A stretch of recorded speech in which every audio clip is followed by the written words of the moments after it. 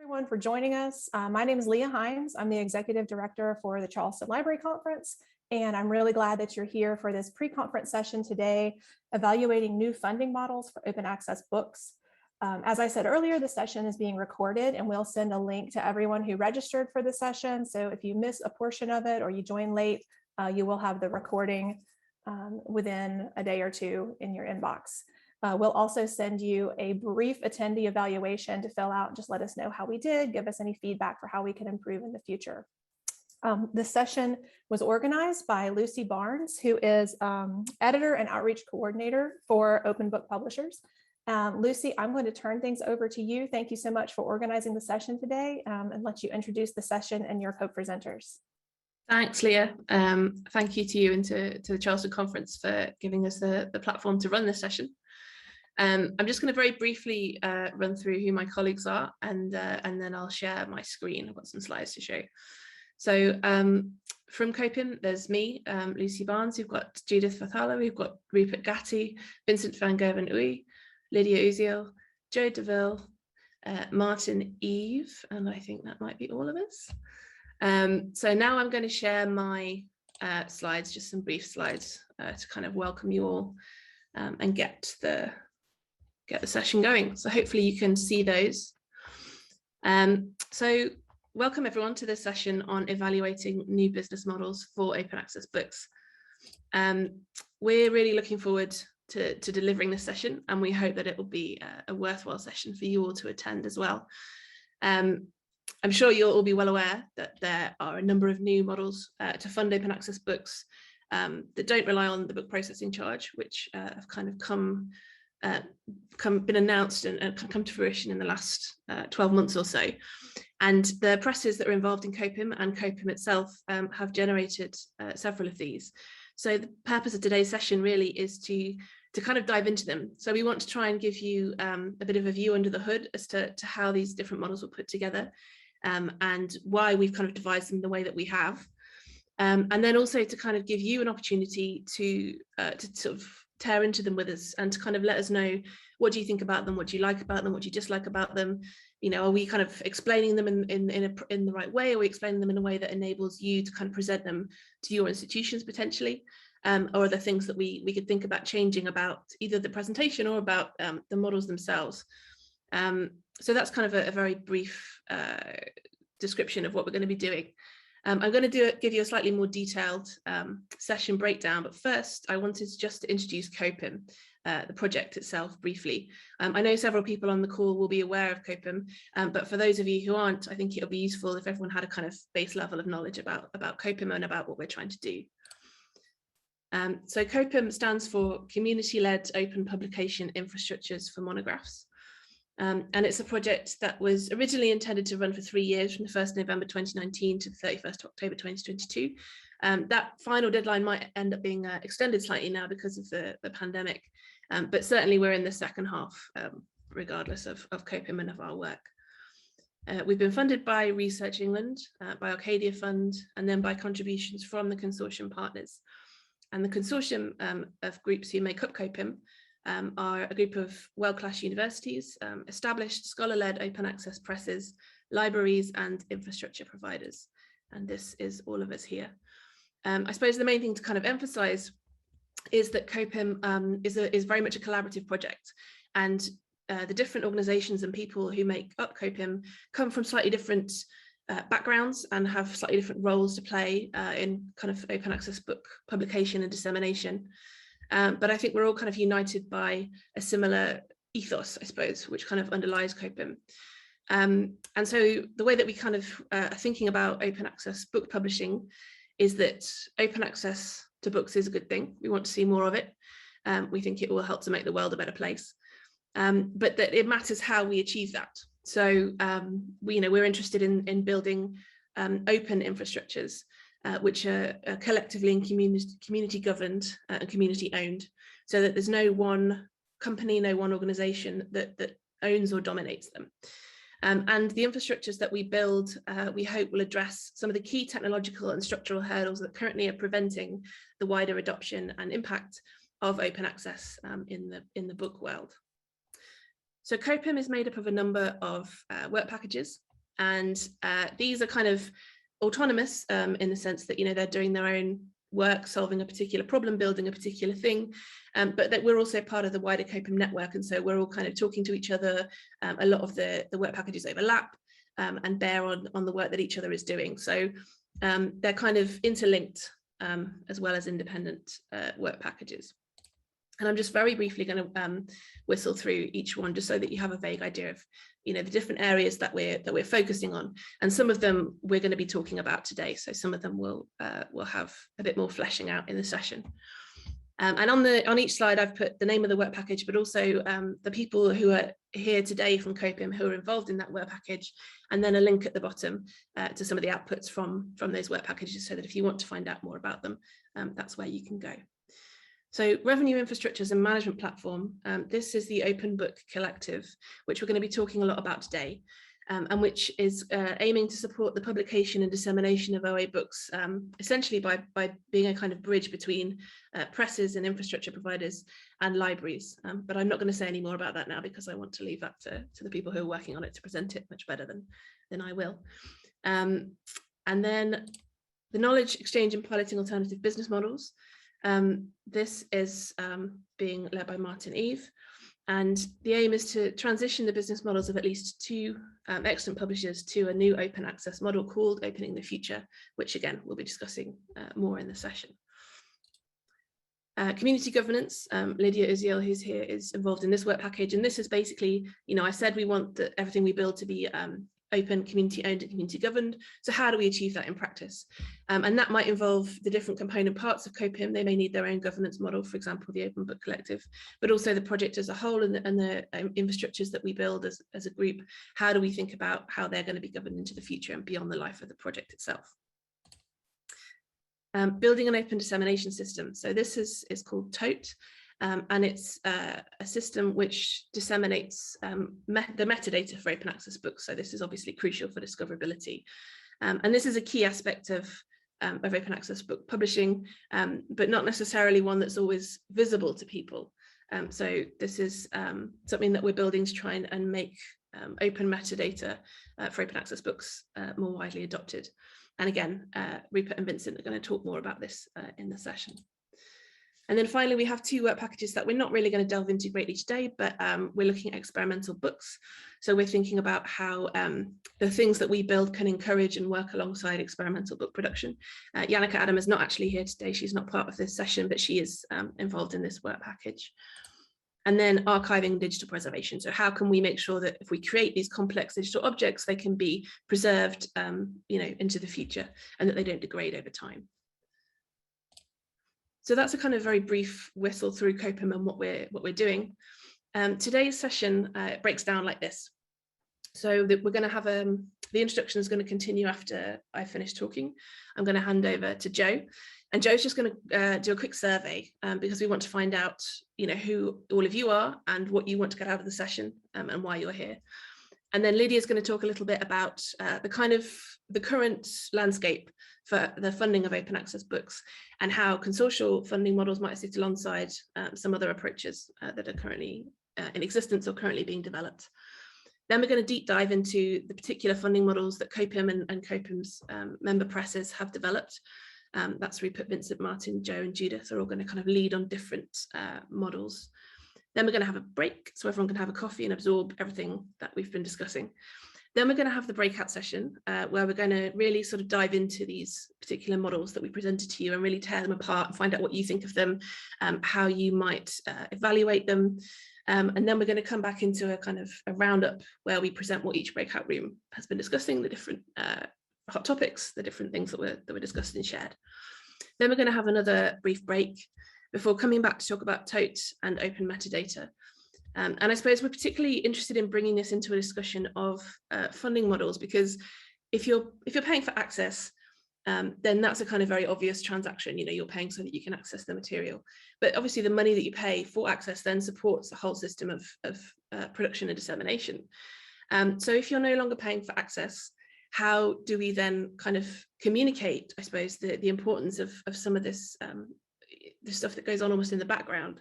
And how can we bring that into a discussion of price points and business models, you know, given that these sorts of things underpin the production of the work that we're all interested in sharing.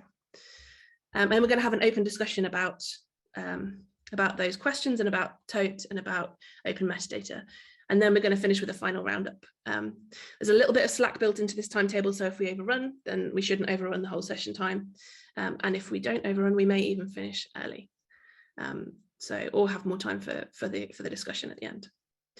So that was all that I had to say to introduce the session. So I'll hand over now to Joe, and hopefully he can do his survey. Sure, thanks. Do my survey. I imagine myself as having a clipboard or something like that. But yeah, obviously a digital survey, which I'll say a little bit more about in a sec. But before I do that, just a quick word of introduction. So yes, my name is Joe DeVille. I'm based at Lancaster University. I'm a sociologist, broadly speaking. And I'm involved in the Coping Project because I'm one of the co-founders and co-trustees of a very small open access book publisher called Mattering Press.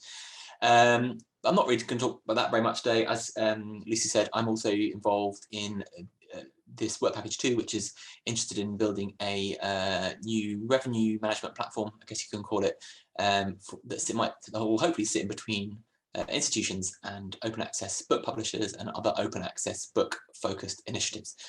More on that later. But what I thought might be helpful is, because we don't have time for introductions, I'm just going to put a link in the chat for a survey. It's called the survey. It's a series of very brief questions. I think it's 4 questions in total. It shouldn't take more than a couple of minutes to complete.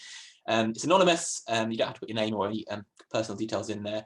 There is an opportunity later in the session, if you're interested in finding out more about us, to give us your details if that's of interest. But for this, it's just about finding out. I can see, I know some of you already, but many of you I don't know, and we don't know. So it'd be helpful for us to know a bit about who you are, why you're here, and if you work in a university, what kind of university you work in. So the link is now in the chat. Probably should have done an open access platform rather than relying on Microsoft, but time constraints meant that we didn't have a chance to do that. But if you wouldn't mind completing that, if you're happy to, it'll be very grateful. And then we'll return to the results in a session and find out a bit more about, say a bit more about who we have here in the room. So I think that's me. If you can't get that to work, just let me know in the chat. But I'm going to hand over to Lydia now, who's going to take you to our next step. Over to you, Lydia. Thank you, Joe. I will start with sharing my screen. Okay, so hopefully you can see it.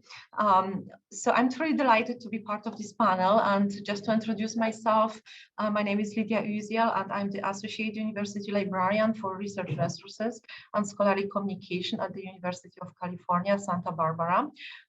So UCSB is part of the Coping Project, and as Lucy presented, I contribute to the work package 4 and work on the governance model for the Coping Project. So my objective today is to provide you with a very brief introduction to the current open access monograph landscape, including an overview of the existing and emerging business models for open access monographs.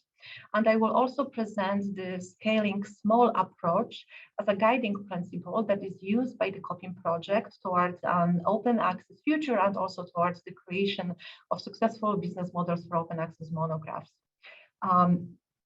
So what's the current state of open access monographs? Statistically speaking, open access monographs are constantly growing, and we can say that the landscape as a whole is undergoing a period of a profound transformation. But assessing the current state of open access monographs can be still challenging. The terrain is significantly more complex than it is for open access journal publishing. One has to account for any number of commercial presses, university presses, both new and old, and including independent, scholar-led, for-profit presses, non-for-profit presses, and also small presses started by individuals. The open access monograph landscape is also complex when you look at differences between countries or regions. Findings in key areas of open access monograph business models, policy, and also funding streams are strongly influenced by the monograph publishing culture in each country. The technology for publishing monographs continue to be driven by the needs of a print-based market, and as a result, in certain countries, monographs remain still outside the growing digital scholarly information infrastructure, including open access infrastructure. There is also the wider scholarly communication environment that plays a very important role. And I'm talking here about the emergence of digital publishing technology, the widespread and demand for open access to research outputs at national level, or calls for more rapid dissemination of research fundings. And changes can be influenced by multinational developments, such as, for example, EU policies or national policies in the US, or funding streams, or international publishing standards, or changing disciplinary norms. They can also be influenced by highly localized national or even regional contexts, such as a country monograph publishing infrastructure, local scholarly culture, wage patterns, or simply a holistic patterns of engagement with open access in general. But despite the fact that in recent years, a very large part of the open access discussion has been concentrated on open access journals, the focus, especially during the past 2 years, is starting to move toward making monographs, especially publicly funded monographs, open access. And when we look at the existing business models for open access monographs, we clearly see that traditional business models are still in place. Commercial publishers, such as, for example, Springer Nature or Elsevier, MDPI, or Taylor and Francis, and even some university presses, such as Cambridge or Stockholm University Press, are still using standard BPCs-based model. There is also institutional crowdfunding model from the academic library community to cover BPC's charges that continue to be a popular way of raising funds for open access. For example, in the case of Knowledge Unlatched, libraries throughout the world pledge financial support, and if enough support is pledged, books are then unlatched in open access editions. There is a model based on institutional subsidies, and that model is popular with university presses. An institution subsidizes the publication of open access books with an open access press that is based at or associated with the institution. This model is also increasingly used by some of the newer pure open access publishers that are set up as an integral part of the institution, and that the main objective is to disseminate knowledge as part of their core mission. And during the past few years, we've seen several projects and open access initiatives experimenting with open access monographs. New open access business models for monographs continue to develop and proliferate. Looking at all of that holistically, there is, of course, a long-standing freemium model developed by Open Editions in France.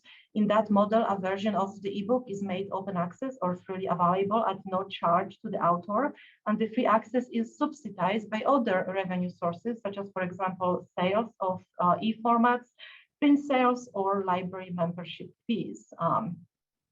We also see various collaborative approaches to emerge, and also various consortial models. Just to give you a few examples, the University of California Press Luminous initiative has adopted a modified author pays business model in which UC Press absorbs some of the costs, while authors are expected to secure the rest through their institutions. There is another example, Tom, towards an open monograph ecosystem. In that model, we see a number of North American university presses. It is a collaborative approach that brings together multiple national organizations, such as the Association of American Universities, this Association of University Presses, and the Association of Research Libraries. And this is a project in which participating institutions agree to fund a set number of monographs published by their faculty. And finally, during the last year, we've seen an emergence of memberships and subscribe to open and other mixed models that combine memberships that in many cases account for financing parts of BPCs in conjunctions with raising funds from other sources. And for example, Direct to Open from MIT Press or Fund to Mission from University of Michigan are probably the best example illustrating it.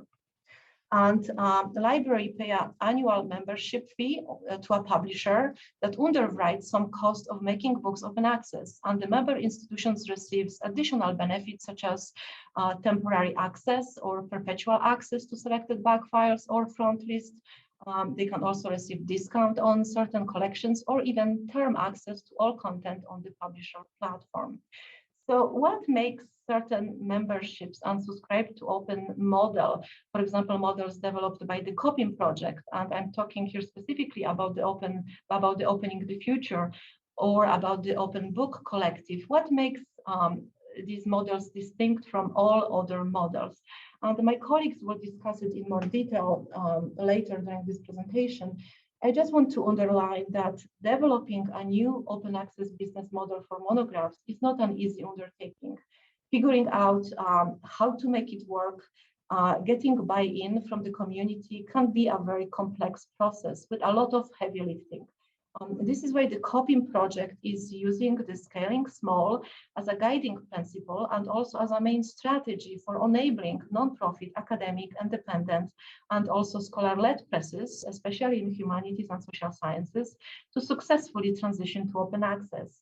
And scaling small support a successful implementation of a new open access business model, mostly because it involves creating an environment in which quite large number of non-for-profit publishers of whatever size can successfully transition to open access. The concept is rooted in promoting a collaborative environment rather than a competitive publishing ecosystem via the creation of unions of small, independent, or scholar-led presses that can provide mutual and logistical support, shared services, and also best practices. And the main goal here is to develop a non-BPC-based open access business model for monographs that incorporates infrastructural innovations and also cost reductions via streamlined operation processes, production workflows, and economic efficiency. And this approach has the potential to benefit all scales of publishing initiatives, including the humanities and social science monographs originating from the global north and also from the global south. And just to conclude very briefly, I think that different business models will be needed in the future to build a diverse ecosystem of open access publishing monographs, and that can support the diverse needs on the many different members of the research community. However, to be successful, a new business model for open access monographs, such as the one created by COPIM, has to be planned around being equitable, sustainable, and also generating enough revenue to support the services publishers offer, and also to provide some level of surplus to both allow publishers to thrive and to continue to maintain and develop more publishing services. And I think that the financial transparency and cost transparency from the publisher will also be a key success factor.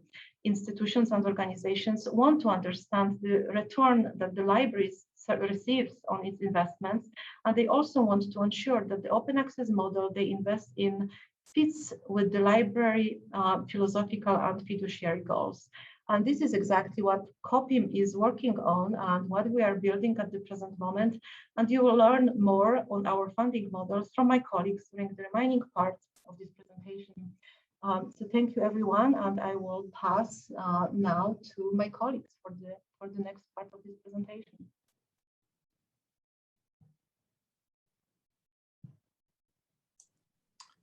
Thanks, Lydia. Lucy, am I right that it's me next?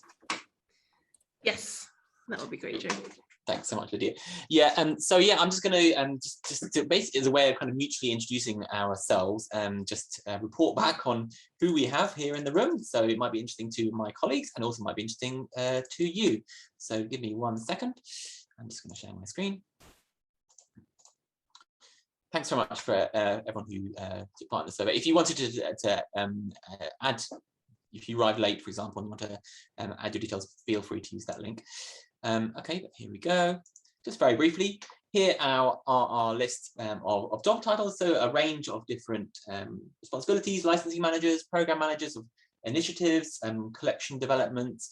We have some associate deans in the room as well, as roles such as research and instructional services librarian. Most people here are from institutions that are doctoral granting according to the Carnegie classifications, and tending to be the wealthier institutions, and some from other types of institution. Broadly, unsurprisingly, an open access advocate bias to our sample. Some of you are somewhere in between. And finally, sorry, I didn't have a chance to put that in the survey. I'll just read it out, the last one. You sort of said, we asked why you are here, and you've given us various different reasons. Bear with me a second. And the reasons we put were quite interesting, I think. So we have people who are interested in learning more about open access, and seeing if there are models that are scalable and might work for a small press. I think I might be able to guess who that is. Interested in supporting and exposing open access monographs, interested in understanding trends in open access book publishing. I think that's quite interesting to think about. For me personally, you know, I found when I co-founded Mattering Press, the idea of open access books was very new. And I think we've seen it develop over the years, but then with initiatives like COPIM, and there are other initiatives out there, I think we're seeing something of a sea change when it comes to open access book publishing. And hopefully we can be part of that. And I think, yeah, your feedback is really, really valuable to us as we work on the things that we're working on. Small university librarian watching open access model evolution. Those who work in community colleges interested in increasing their use of open access materials, and also in helping those working and studying in their institution understand more about open access. And that's quite interesting to me as well, thinking about what role we might be able to play in kind of questions of pedagogy, educating our research colleagues, educating our students about open access. Trying to get into consortial solutions for monographs and ebooks, so far only involved in transformative agreements of journals. Interested in learning more about open access funding, because more and more vendors are asking me about my school's OA plans, and I'm on a consortial committee that's looking into open access. So this is very much the kind of thing that we're, the kind of audience that we're hopefully seeking to speak to. Those who want to understand more about open access, want to understand more about different open access models, potentially also so that you can then explain to your colleagues. Looking for opportunities for library consortia to engage with and support OA book publishing. My institution is approached for a number of OA support projects, and we consider these projects to be collections expenditures. As a collections development librarian, I need to learn more about them to make better decisions. Again, very much the kind of, I guess, constituency that we're interested in speaking to. Interested in, they know about us already, and interested in seeing where we are going. And similarly has overall responsibility for both collections and publishing, has begun evaluating a variety of OA monograph publishing projects and offers. So learning more about this project is critical. Well, we hope so. So a kind of a broad-ish constituency, obviously some commonalities there. And yeah, I think, given your various roles and responsibilities, I think it'd be really, really helpful for us to hear more and have your honest feedback about what we are doing. So, Lucy, I don't have the program in front of me. Can you remind me what's next? Thanks, Joe. Yeah, now we're going to hear from Rupert and Vincent, who are going to talk about Open Book Publishers and Punctum's library membership programs. So Rupert and Vincent, over to you.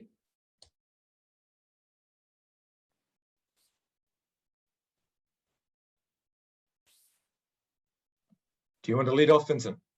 Sure, as you wish. Okay, I'm going to share my screen. Let me do that. This should be visible, I think. Hello, everyone. My name is Vincent van Gerven-Oei. I am one of the co-directors of Punctum Books, and I'm here to briefly talk about Punctum's supporting library membership program. Punctum was established in 2011, 10 years ago, and in 2016 we incorporated as a public benefit corporation in California. We are scholar-led and queer-led press. We are sparkling diamond open access and peer-reviewed. We do not charge any mandatory MPCs, BPCs. Our authors retain copyright, and most of our books are released under a Creative Commons BY-NC-SA license. Our catalog focuses on the humanities, social sciences, arts and architecture, and features a lot of transdisciplinary and cutting-edge research. We scale small. We have around 4 FTE at the moment and publish around between 30 and 40 publications a year. and we try to do everything from acquisition to final publication in-house. And we're a member of Radical Open Access Collective, Scholarled, and COPIM. Our membership program started in 2019, late 2019, developed in partnership with UC Santa Barbara Library. We have a flexible pricing schedule scheme between $500 and $3,500 a year, but since most of our supporters are doctoral granting institutions, the average contribution per year lies around $2,500. Our books are available through OAPEN and JSTOR and Muse. We provide metadata records through Tote, which we will discuss later on in this workshop, which provides us currently with ONX, KBORD, CSV records, and MARC is in development. We as well make counter-compliant usage data of the book usage of our catalog open to the public. We contribute as a press to the development of open infrastructure through COPIM and through the COCO Foundation. And we are a strong advocate for open access in the scholarly publishing landscape through the Radical OA Collective, through Scholar-Led, and I myself am currently also a board member of OASPA, the Open Access Scholarly Publishing Association. We have a unique humanities social science catalog fostering thought experiment and boundary breaking research. And we support both established and para-academic and precarious scholars. So we really try to balance that out well. And our the membership program is also available through Lyrasis and JISC. Last year, we published around 36 titles. The average production costs per title we calculated also last year, which is around $5,500. Which appears to be in the ballpark of similar open access presses. Here you have some information on our usage ever since we started to deposit our PDFs into repositories, currently averaging between around 25,000 usages per month. Different platforms count things in different ways, it must be said. As regards our membership program, we have seen a steady progression since we started. We currently have 35 subscribing libraries, and the income is growing as well, as you can see from the little graph on the right. As a result, we rely much less on BPCs, which is the yellow part here, and increasingly on library support as part of our income. You see these very large blue parts, which is the COPIM grant. Most of that is directly spent on additional personnel, so that really doesn't matter much in terms of like our overall picture for long-term sustainability. And that's it. I have here a bunch of links to our catalog. We make all our financial and activities reports public. We have open use statistics, and there's also a link to the membership program, should you be interested.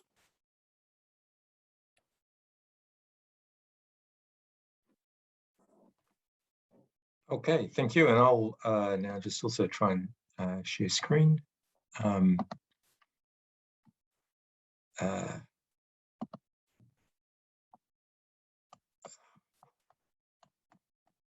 Did that share?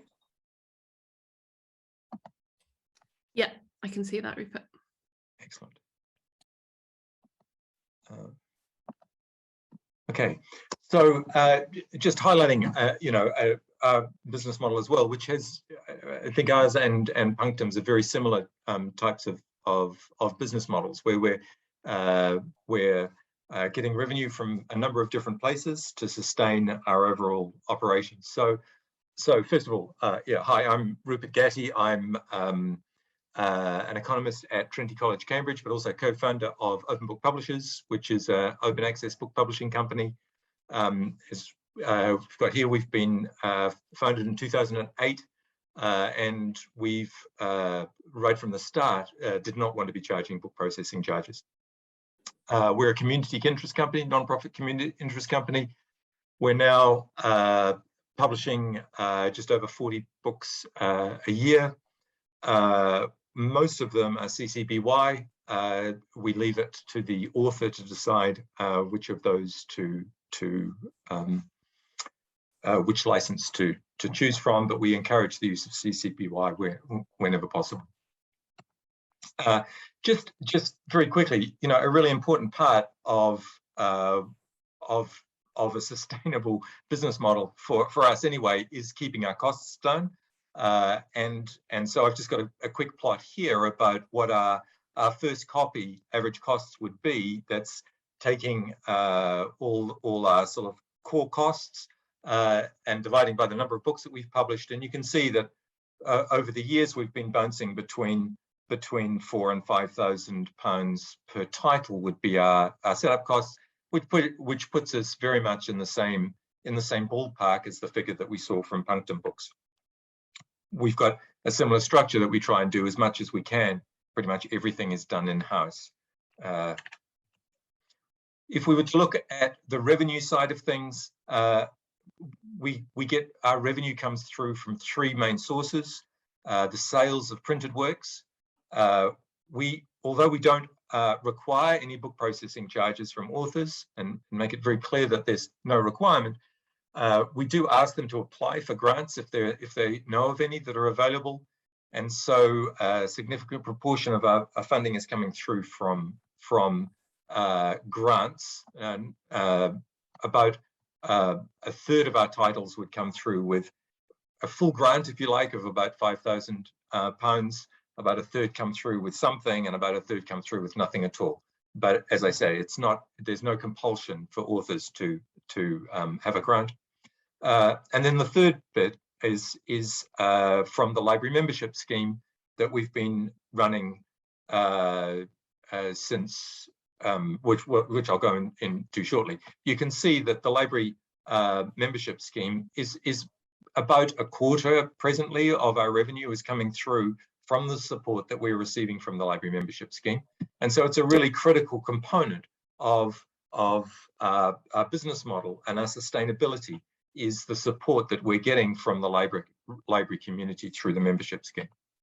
Okay, so we introduced the library membership scheme in 2013. We've now got 212 library members. We've kept the fee unchanged over that time. So it's a blanket $500 per annum for a library membership. But our production over that period has grown quite a lot. So when we started off, we were producing about 12 titles a year. Last year, we published 42 titles. We will be introducing a tiered membership scheme from 2022, and in which we'll be inviting libraries to select their own tier, but there was a feedback that we got that we should have a tiered membership scheme going forward. Just quickly, what is that sort of thing? What does the library membership support? Well, it's supporting our operations across a range of areas. Not only is it supporting book processing charges, book publication costs for about 40 new titles, but it's also supporting, we're developing open source software that as part of our operations. We've got a new website also coming out, which is all of these are available on our GitHub. And it also supports OA advocacy, which has included, Lucy's been working, for example, on OA book networks and OA book toolkits and things like that. As library members, we register our IP addresses, and we're able to provide discounts to library members for the purchase of any printed works when they've come through from a registered IP address. Of course, digital editions are freely downloadable and could be uploaded to university repositories. And thanks to St Andrews University Library, and this thing coming that we'll come back to later on, St Andrews University Library has been very kindly creating MARC records for all our titles, which are available to download from our website as well. And we provide usage statistics in the same way as we saw from Punctum. Okay, that's a brief overview of the OBP library membership scheme. Some contact details there and much more information on our websites if anybody's interested. That's great. Thank you, Rupert. I think I'm on next, so just bear with me 2 seconds while I get my screen up. I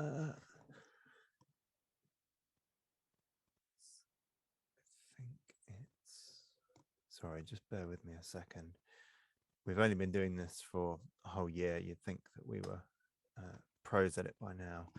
Can you see my slides right now? Someone tell Yeah, me yes. I can see those, Brilliant. Martin. Thanks very much. So first up, a kind of interesting crossover, which is that I have published books with open book publishers, and I have a book forthcoming with Punctum Books. I'm also an executive advisory board member of Punctum Books. And so obviously I've been following very closely their models for open access, and was particularly drawn to the non-book processing charge nature of most of what they do. It's obviously also interesting to see how those different streams combine at these presses to give a totality of a revenue model that comes from a diverse set of mixed revenue sources.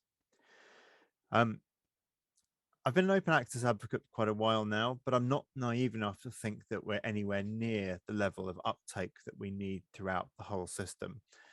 And at a certain point, I realized that if we're really going to see a transition to open access books across the spectrum, we need to bring along good actors from the conventional book publishing space who might be amenable to new models for open access book publishing. And my role at the Copim project is to work out how we can take the things we've learned and the new business model we're developing at Copim out to university presses who want to make a transition to new open access models without book processing charges. They sometimes have different cost structures to the presses that we've just heard about. When we speak to people in the US market, they often note the challenges of their acquisition processes and the fact that the very exclusive university press at the very top have very large acquisitions teams who consume a lot of their cost base and make for a very different profile, I think, to some of the newer presses that we're seeing. And so there will be, I think, at some point, a reckoning as to whether those cost structures need to be changed at some point, whether we need more scrutiny of them and what that looks like in the long run. But I think what it also shows is that different presses have different profiles for what they need cost-wise and revenue-wise, and different models are going to suit different presses. And I'm going to talk to you today a little bit about the model called Opening the Future that we've developed at Copim, that's now being used by 2 university presses to transition to book processing charge-free models. So just to back up a little bit, I think we've kind of come into this room with everyone thinking, yeah, we need to do open access for books.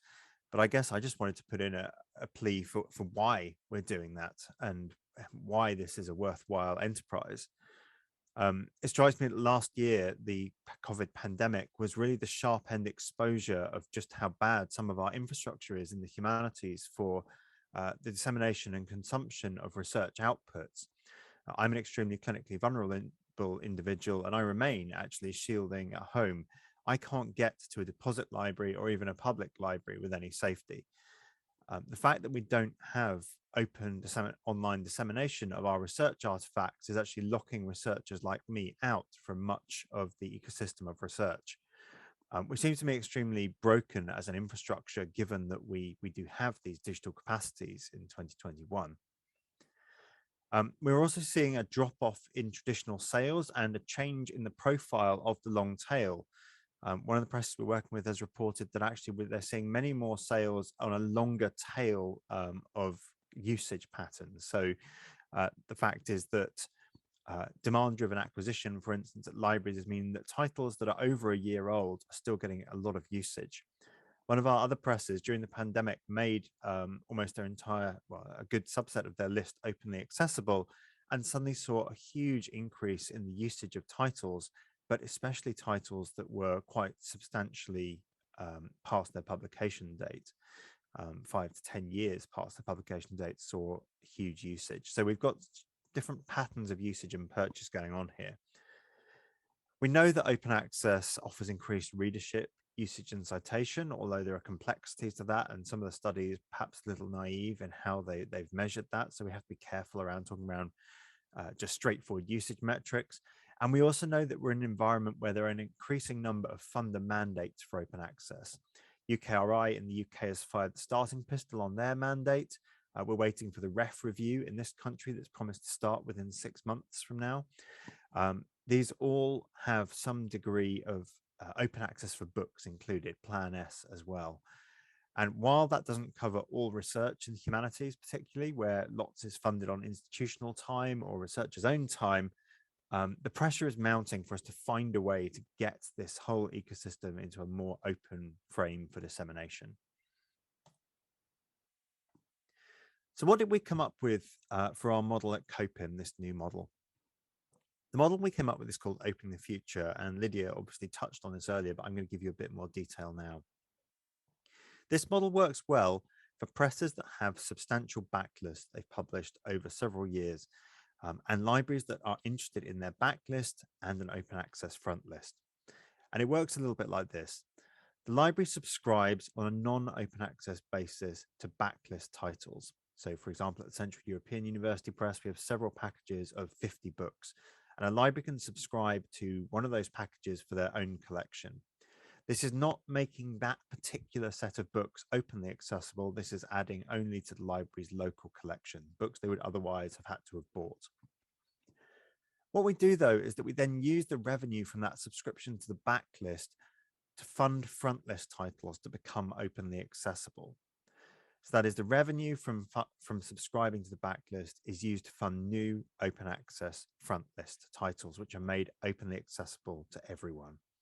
And in this way, we can start to gradually unlock a publisher's front list to the point where we hope that the entire front list every year will be accessible. Our publishers tend to have quite extensive backlists. So Central European University Press could run a scheme like this on its backlist for 30 years before it depleted the backlist. One of the most common questions we get asked is, well, what happens when you run out of backlist titles? And the dual answers are, well, we can run this for 30 years, but my second answer is, if in 30 years' time we're still having this problem and debate where we need to offer that kind of incentive to fund open access, we've got bigger problems than these particular presses running out of titles. So the idea is that by that point, we have moved a long way from where we are at the moment in terms of how we fund openly accessible books. This type of model, I think, as with the models at Open Book Publishers and at Punctum, get better the more libraries come on board, because these are collective pooling models, and because we're aiming for a target number of books.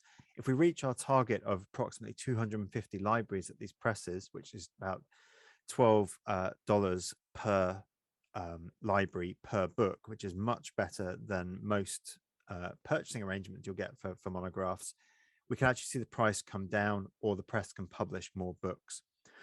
One of our presses actually already pledged to donate money back to the infrastructural provisions that are being made at COPIM, for instance, if they go above their revenue targets. So these collective models also have the possibility for collective return to libraries that participate. And I think that's part of the community element of COPIM and its acronym. What this model is not is also kind of important, though. We're seeing a lot of transformative agreements and read and publish deals coming through at the moment that are incredibly expensive.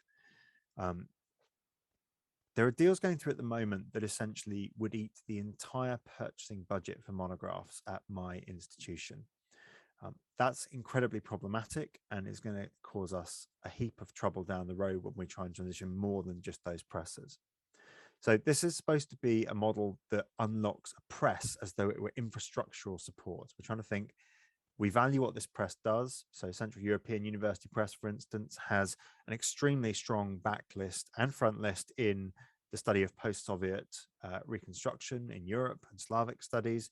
There are many libraries who buy all of their books every year. Well, why not support the press in this way? The books will be openly accessible. It'll be cheaper than buying them all, but you're not paying for your authors to publish openly accessibly. You're paying for the press to transition to an open access model. Likewise, Liverpool University Press is working in the modern languages space at the series level with what it's doing. So this is more thinking about supporting the presses that we think are doing the right thing and getting them to an open model. This isn't also a model at the moment about unlocking the backlist to become openly accessible. Certainly that could be a long-term stretch goal, but what we're trying to do is to incentivize libraries to participate by drawing them in with the backlist. And that's really important because my background is running the Open Library of Humanities, a journal publisher in the humanities and social sciences of 28 journal titles. And we found we've got 300 to 320 or so institutional members who participate every year. And they conventionally do so out of a budget that is specifically for open access. However, lots of university libraries do not have that kind of budget. They just have a purchasing budget. So what we need to do is to bring libraries into this type of economy when they haven't participated before, perhaps using their monograph purchasing budgets, show them the benefits of open access, and then transition those existing budgets to become open access budgets where they weren't before. So that's why we're keeping the backlist as an incentive lure, because we want to bring more libraries to the table than we have at the moment, so that essentially we harness the worldwide purchasing power of academic libraries, not just the ones that have always supported OA membership models. I've put APCs here, but really I meant BPCs. We're trying to avoid those types of book processing charge. They scale incredibly badly because the money is not in the right place in the system. It's like having 100 people in front of you for a talk, and you can either get each of them to pay $1, or you can get one person on the front row to pay $100. But that person on the front row doesn't have $100 because everybody only has 5. Or some people have $100 and some people have $1. It's about distribution of the economics. And these collective models we've been talking about are an attempt to get around the fact that the money is not in the right place. And as Rupert said, that kind of tiered membership sizing also adds an element of fairness and equity to it.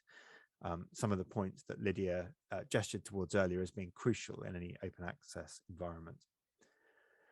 And this model isn't supposed to be for everyone. We're seeing, as Lydia showed us, a range of models emerging. And as we heard from Vincent and Rupert, successful models at open book publishers and Punctum. This model is specifically for university presses who want to transition to open access, who have sizable backlists, an existing sales profile.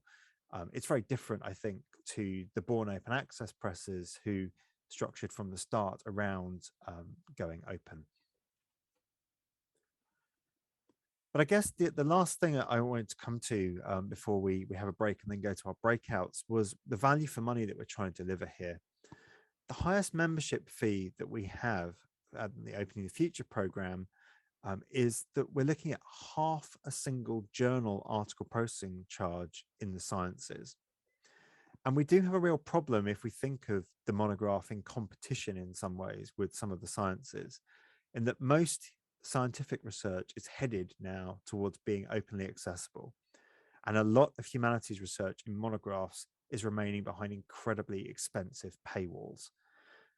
We're not well funded in the humanities and social sciences. I know that all too well at the sharp end of it.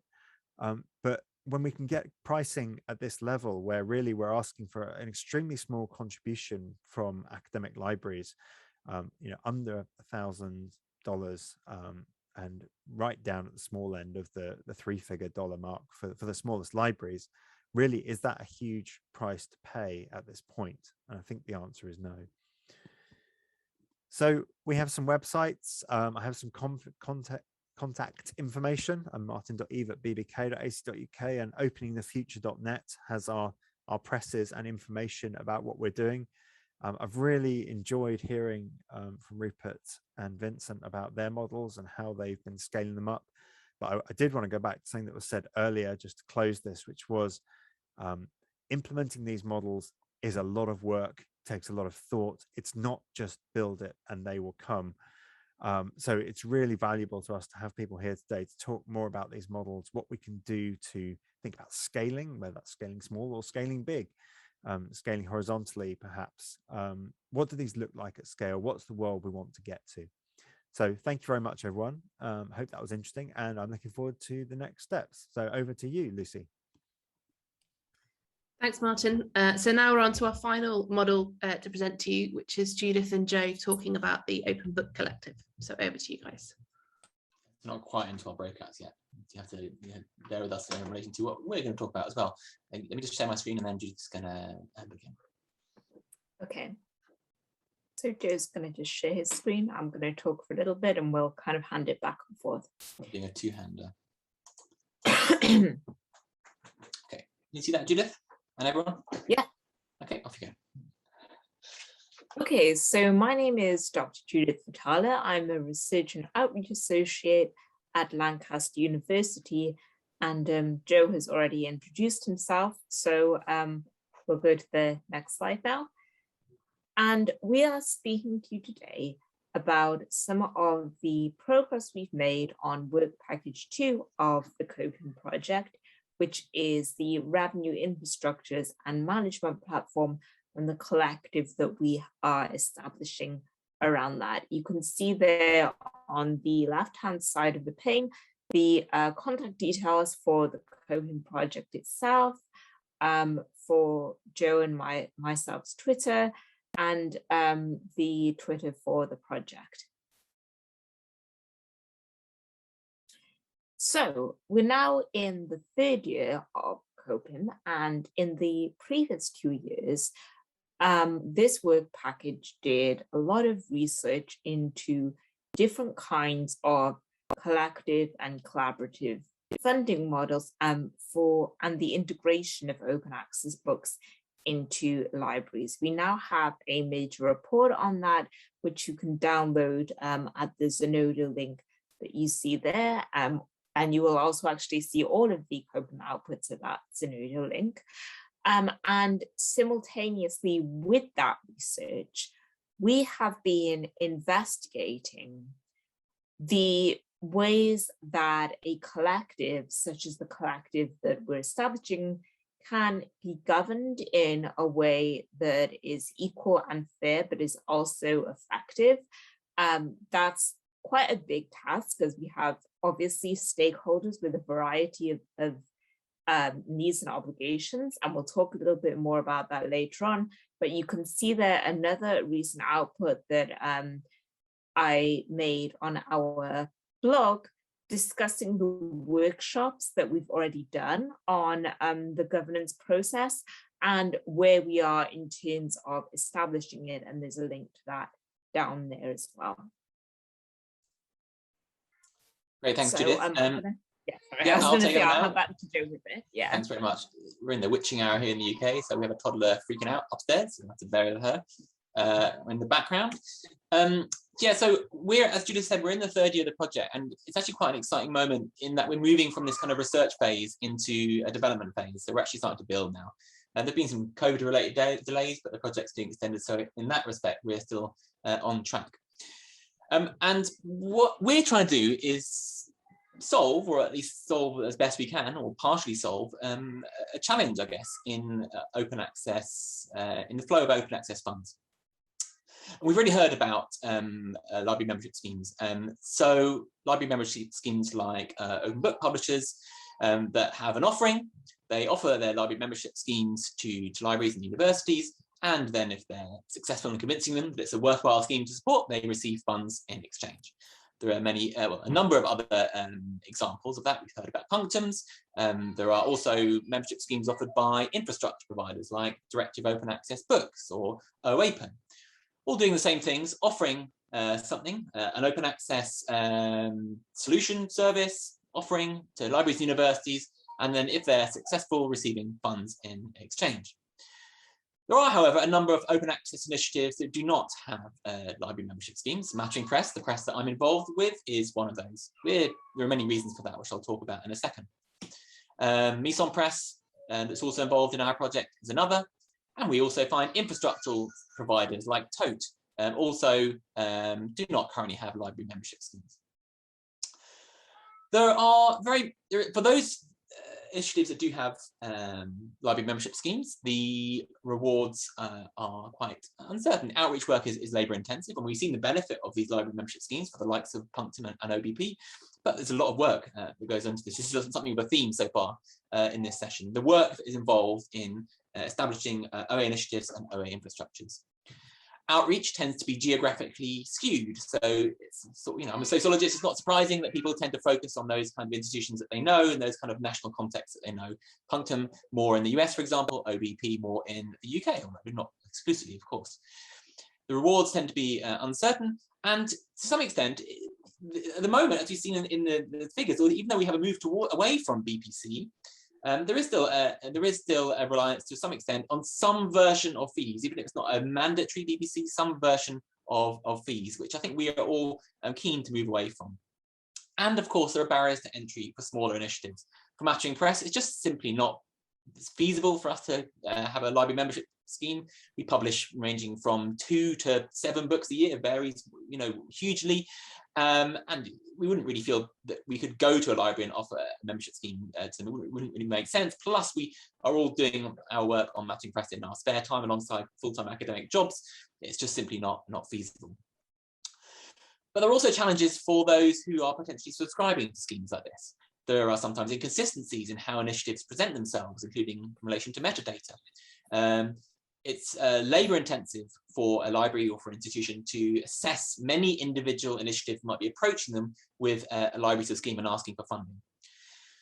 Libraries and universities also tell us that they are really hungry for more evidence about how initiatives deliver benefits. And that might be both globally, so they're very common pitch for an open access initiative to say, look, this is about the global scholarly commons, and that's why you should be supporting it, which of course is very, very important. But universities also say what would really help them make the case sometimes internally is more information on how subscribing to that scheme is relevant to them as an institution. So what is the local value of subscribing to this initiative? This is what we are trying to address with Open Book Collecting. So the way it would work is there would be a range of membership schemes available on the platform to which libraries would subscribe and pay membership fees, potentially via consortia or third parties, Lyrasis, most obviously here in the US. Those funds would then be distributed to potentially to individual library schemes. DOAB, OAPEN may or may not be on the platform. We're still in discussions with them. I think they're really keen to be, but I don't want to give the impression that they are definitely going to be on the platform because that hasn't been confirmed yet, but we are hopeful that they would be. But also, we will create new collective library membership schemes, integrating the likes of Mattering Press and Mise en Presse, who are members of Scholar-led. We expect this number of presses to grow. We've just recently finally founded Scholar-led as an organisation, and have finally been able to invite other presses that we know have already been interested in joining Scholar-led to join. So we expect that number of presses to grow. Potentially also creating collectives of infrastructure providers, an OA infrastructure package that could potentially be subscribed to, again, in discussion. And funds would then go to those collective offerings. Be warned, there's going to be a lot of arrows on this diagram, probably too many, but that's just how it is. We also hope to integrate the Opening the Future publishers. Martin just talked about those, university presses, with their transition to OA schemes, with funds going to them. Again, so just to be absolutely clear, we're talking here about not just one library membership package, but different membership packages. The Scholar-led package, for example, potentially an infrastructure package, or if not an infrastructure package, individual infrastructure library membership schemes, and then most likely individual schemes for the Opening the Future university presses. We also hope in due course that other OA book initiatives could join the platform. Perhaps library publishing is one area that we'd be really, really keen to host and support on the platform. So this is the kind of financial administration part of the platform. I'll come on to what the benefits might be for institutions later on in relation to this. But there's a second key dimension, and that is, and of course, that there would be discounts for multiple subscriptions. So, we're trying to incentivize people to support, everything really, if they can, if they have the budget, for all the reasons that Martin in particular was just talking about. But the second key part of the platform, and that is information provision. So everyone on the platform would provide information to the platform about what they are and what they do, what fields they work in, and of course what their library membership schemes are all about. That would obviously be available to libraries and universities, to third parties, potentially to anyone actually that might be interested in finding out more about these initiatives and these publishers. This has obviously been open access set of data available to anybody that would like to access it. Of course, we aim to present this in a way that's very usable, very accessible, and very intuitive to understand. Clear and consistent information on packages and values, and also consistent metadata.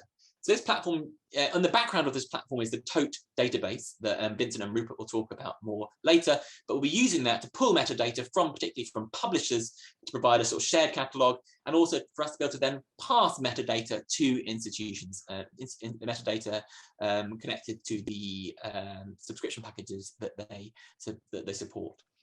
Crucially as well, we hope to be able to provide information about the local relevance of initiatives to institutions, and particularly around being able to tell institutions within the kind of collective catalogue who from their institution, either currently or perhaps in the past, features in this shared catalogue, as a way of being able to, so the institutions can understand a little bit more about how these packages connect to what their interests and to their research priorities. This platform, this organization, will be governed by a collective of OA initiatives and librarians, which Judith will talk more about in a second. I just want to make one quick point here that when we say the Open Book Collective, it's not just a platform. The Open Book Collective will be an organization for which the platform will be its kind of central feature, but the organization will do other things as well, but that will be its primary the form of activity. Okay, over to Judith to talk about some of the details. Okay, so the design specs for the platform itself are a work in progress, but we have gotten to the point now where we think we can share some of the key features with you. So it will incorporate a membership builder, allowing users to personalize and flexibly build up a subscription package that suits them, and viewports for both subscribing libraries and publishers and initiatives to manage their engagement with the site and login. It will offer the ability to sign up at different levels. So you can browse, create a sort of hypothetical package and get a price on that before you commit to a subscription. And obviously will be integrated with Toad, which Rupert and Vincent will speak on a lot more eloquently than I can in a moment, but essentially it pulls metadata from publishers into the platform in a maximally readable format. So we definitely want to have those features. And then we also have a stretch goal that we would like libraries to be able to interact with and suggest corrections to Toad for what other kinds of metadata they would find most useful. So the governance structure, this is something that myself and Irene Joy, who is the director of Punctum Books, have been taking the lead on this year. And we have, with our colleagues in Work Package 4, held a series of workshops inviting members from DOAB, from JISC, from the Humanities Commons Working Group, who've given us a lot of really useful feedback and discussions into ways that we believe a collective such as the OBC can be governed equitably but also efficiently. And the first thing we did was distill the principles on which we wanted to build this governance structure. They're reasonably self-explanatory. You can see them in the left-hand box there. Obviously, everybody, bibliophilia meaning love and care for books. Obviously, everybody involved in this project is invested in the importance of the monograph and preserving that as a scholarly form and as a scholarly output, remaining community-led. So this collective will not be able to be appropriated or incorporated by structures that would not share our values. Dedication to open and public knowledge, obviously that's self-explanatory, and to diversity, equity, and inclusion.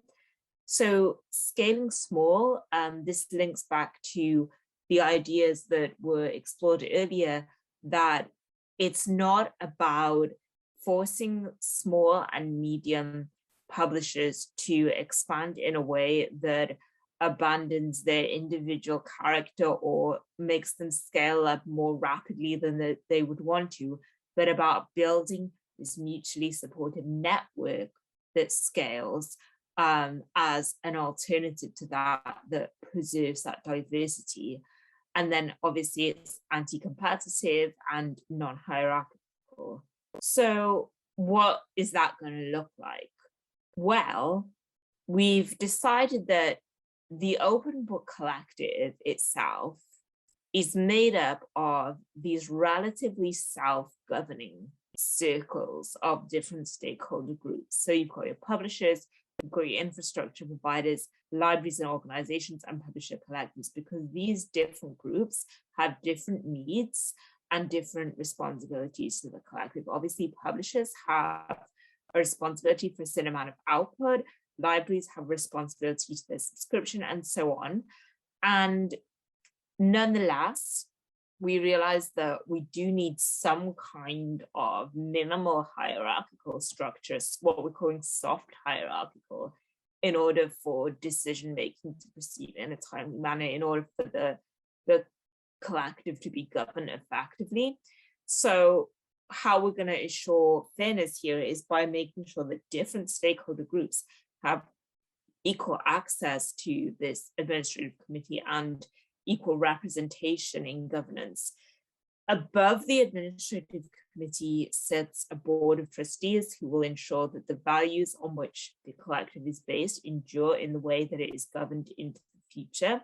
Now, exactly how what the movement between these groups and the progression is, we haven't refined every detail of this yet, but we have it in draft form, and then use this kind of interface with the collective through the OBC platform that you see on the right-hand side there via a management team.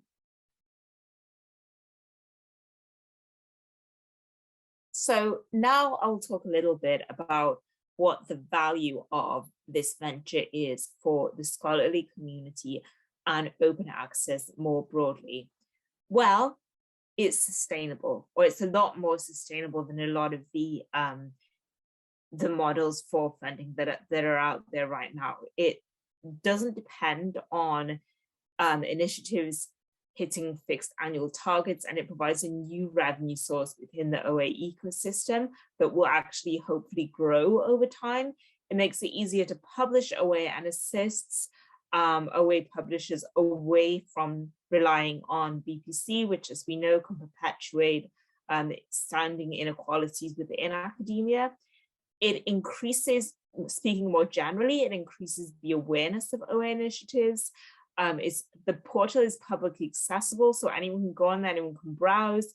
And since I've joined COPIM, I've actually been really surprised by how lacking awareness of options for OA monographs is, even amongst relatively senior academics and researchers that I've previously worked with. Helping institutions understand the different offerings that are available, and again, contributing to the collective education of the scholarly community, which is still lacking, particularly when it comes to monograph models. Increased diversity in OA. So again, that's about allowing publishers, indeed encouraging publishers to retain their individual characteristics and their individual identity whilst being part of this mutually supported network, and therefore integrating a more diverse range of OA initiatives into scholarly library. And then it also creates these new revenues, new streams that are the overlooked kind of backbones of OA infrastructures like DOAB and JISC, for example. And now Joe will talk a little bit about the value of this project for institutions. Sorry, I'm on mute. And which I guess, yes, value for institutions, which I suppose represents many of you here in this virtual room.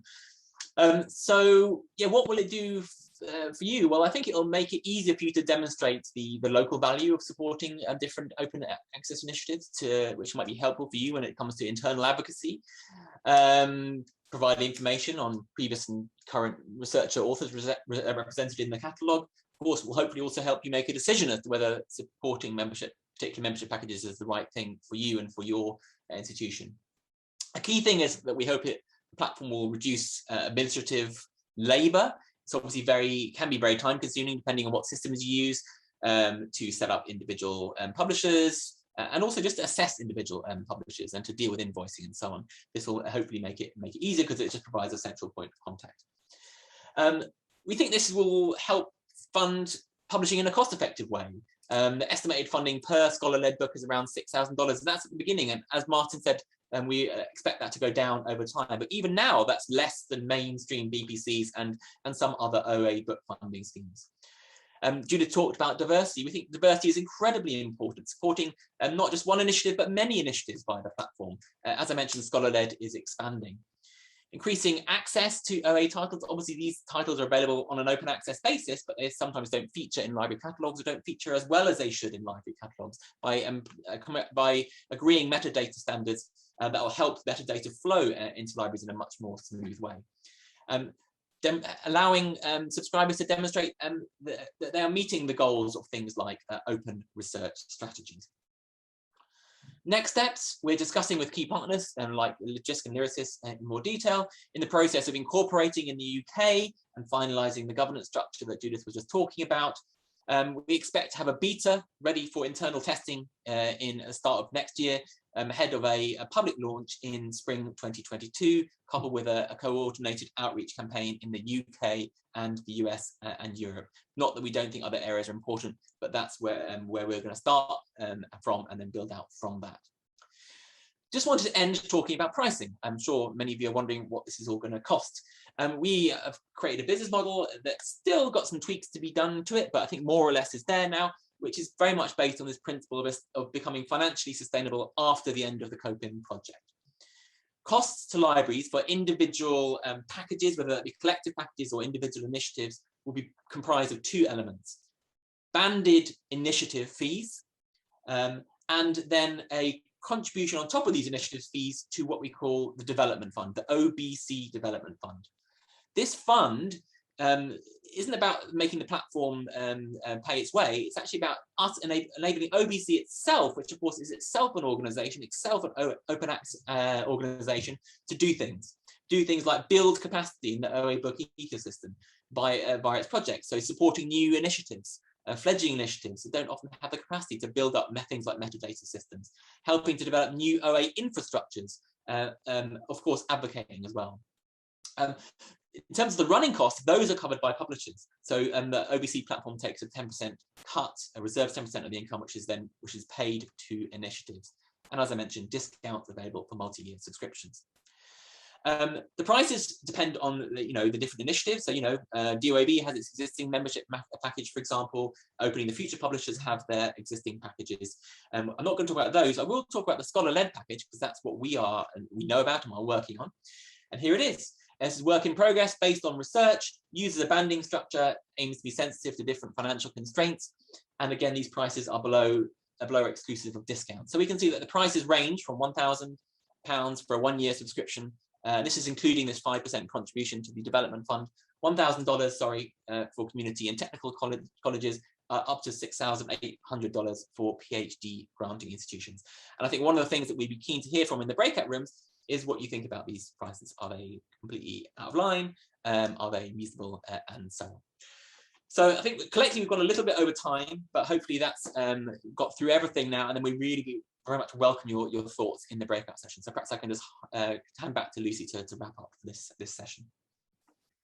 Yeah, thanks, Joe. And thanks everyone for your attention during the kind of information dissemination section of the workshop. We're going to be moving into a much more interactive discussion-based section next. But before we do that, to give you all a chance just to take a breath and have a coffee and absorb what you've heard, we're now going into a break. So if you'd like to come back here it's currently 6:22 UK time, so 6:30. If you could convert that to wherever you are, at half past the hour, wherever you are, basically, if you could come back for the discussion, that would be great. Thank you all very much. Hi, everyone. Welcome back. I hope the discussions were useful and interesting. I think we're all back in the main room now. So I suggest we just recap what each group discussed. And so maybe if we could start with Rupert, with your group. Is it possible to briefly summarize what you were discussing? Rupert, shall I begin and you just jump in? Yeah, we talked about a lot. I mean, I think what's the thing that actually resonated with me, there's a lot of things that resonated with me. So one is obviously, we've been talking about a model here, but in terms of our, our colleagues in the breakout room, for a lot of them, the decision of whether to support something comes down to content. What fields are we talking about here? Is it stuff that's relevant to us and so on? So obviously, the proof will be in the pudding when it comes to what content is on the platform, and then they'll be able to make a decision. But I think what's kind of helpful for me is thinking about, okay, how do we actually then engage people to start to even look at what the content might be, and then I think there's some. One of the, I think it's Anne, gave the quite a helpful analogy of, what existing systems we use. This is kind of like an open access variant of in some way. And the Gobi system might be one example of that. So a system that allows you to compare different initiatives and understand them better. So that's quite helpful for us in thinking about our communications and how we actually conduct outreach and speak to people about what we're doing. Another was thinking about, well, the role of consortia, I think was underlined a lot, that, when it comes to signing up to things, having a consortium that kind of give that sort of seal of approval is really important when it comes to this kind of thing. I think it's particularly in the US. Those are things that resonate with me. There's a lot we talked about around the challenges of funding open access in different sizes of institutions and so on. But Rupert, was there anything what resonated with you in our chats? Yeah, no, I think you summed it up very well. I think this sort of friction between the collection, knowing what it is that you're bringing in and buying in known content on the one side, and supporting a flow of new publications about which you've got less awareness about what it is that is being supported. I think that's something that we need to really think through, and how to present that clearly, and how to engage collection managers in that sort of slight change in focus that is going to be important, I think, for open access works. Yeah, and just to be absolutely clear, we talk about, it's kind of much easier sometimes for some institutions to justify funding, paying stuff that you're buying in that's closed. Whereas if you talk about funding something and that is in essential investment in the future, it's a different calculus. And I think what was talked about there is that the problem is that the calculus isn't often amongst the kind of people who are in this room.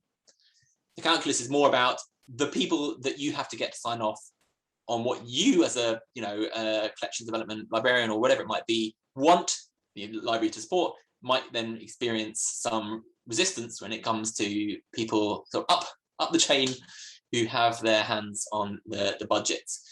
So it's partly a communications challenge, and I think it's also partly an evidence challenge. What evidence can you provide that will help people advocate internally? Which I think we know already, but it's really helpful to have it reiterated.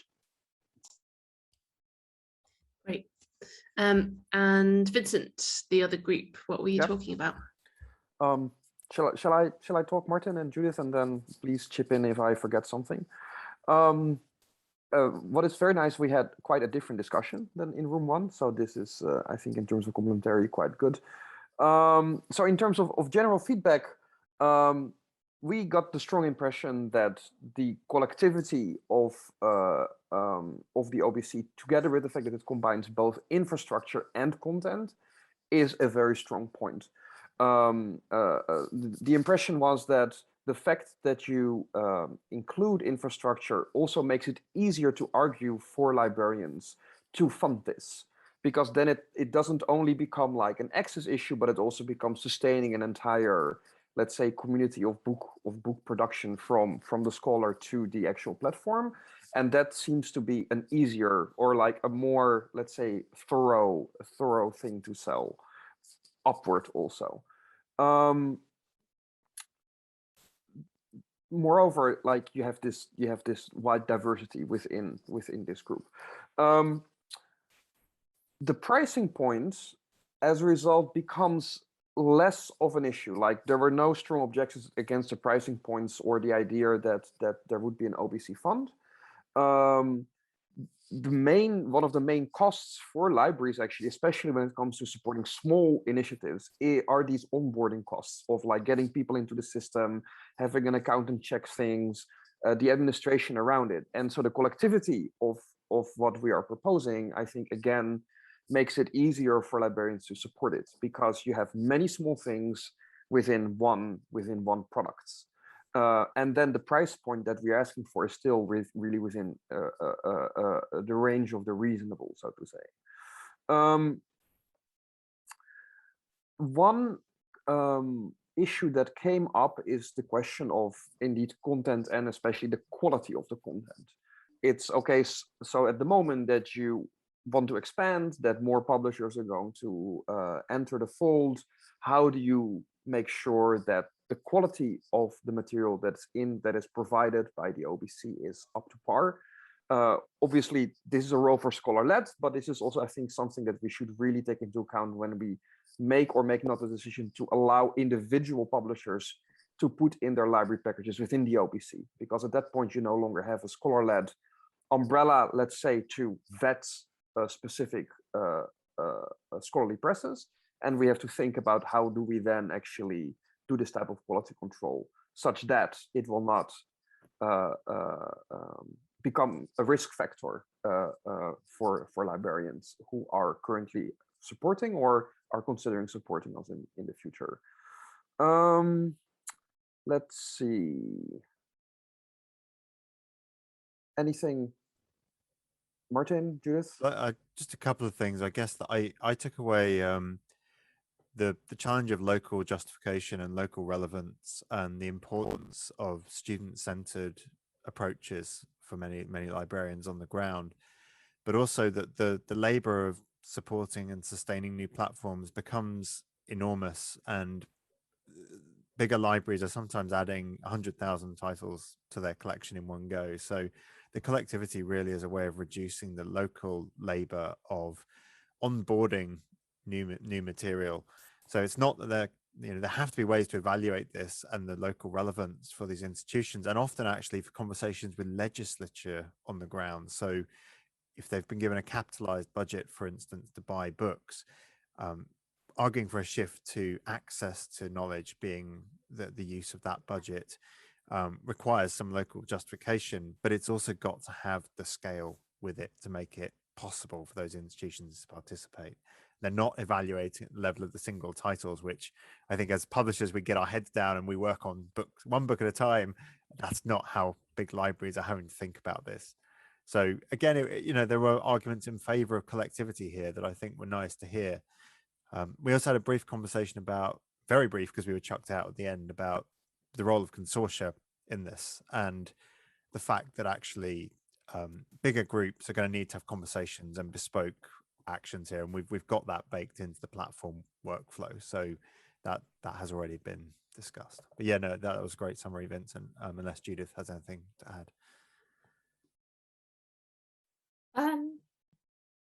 I think that covers it. I think I just really took the point that you were saying, that they're getting so many of these offers, and that even more important than maybe the price point is the fact is demonstrating how this offer like fills a niche or provides and meets a need that is not being met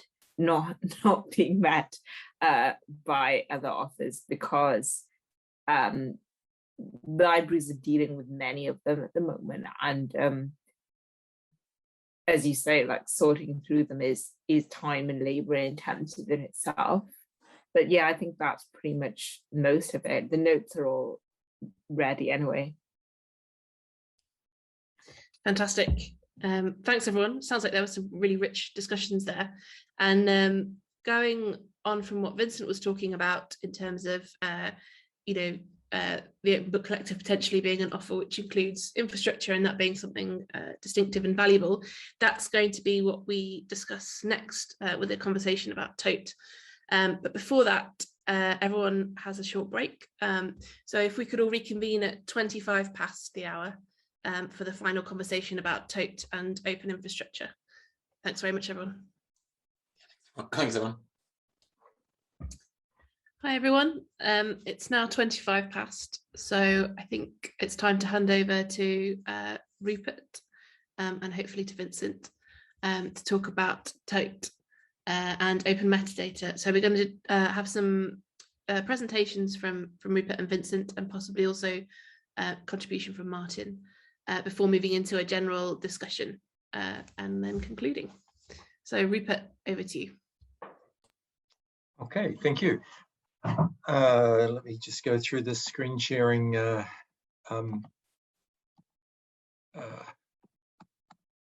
paraphernalia again. I'm hoping that's shown. Yep, I can see it. Excellent. Let me see if I can actually get it to run as well. Okay. Okay, so thank you very much, and try and be brief as possible. But this is clearly part of the overall thing of working together and collectively is to try and build infrastructure that we can share and that can increase efficiency, but also that we can work collectively to cover the costs and processes that are needed in some of these areas, of which metadata is one of them. So one of the things that COPIM, one of the work packages for COPIM has been to build an open discovery and dissemination system, and that's been based around a metadata database that we've called TOTE. So I just wanted to quickly introduce that, look at some use cases for that, and then Martin and Vincent will have a look at a little bit more detail.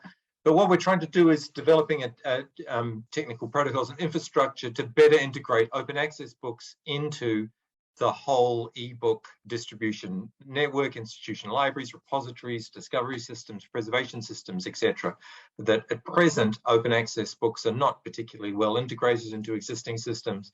So the point really is to try and improve that, to provide metadata and management service for OA book publishers.